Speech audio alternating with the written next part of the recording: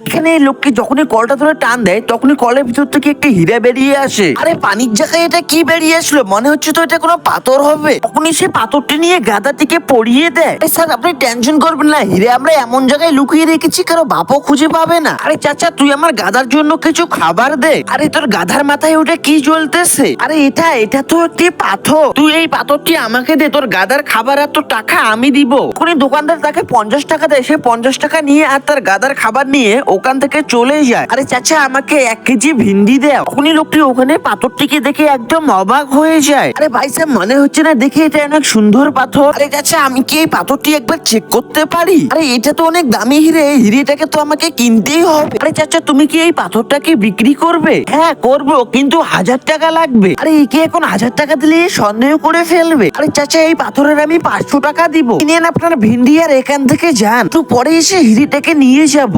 একটু পরে লোকটি এসে বলে চাচা পাথরটি কোথায় গেল? আরে পাথরটি আমি তো বিক্রি করে দিয়েছি। আরে চাচা আপনি কি পাগল নাকি? ওটা কোটি কোটি টাকার হিরে ছিল। আরে ভাই সাহেব আপনি তো জানেন ওটা কোটি টাকার হিরে ছিল, তাহলে পাগলটাকে আপনি না আমি?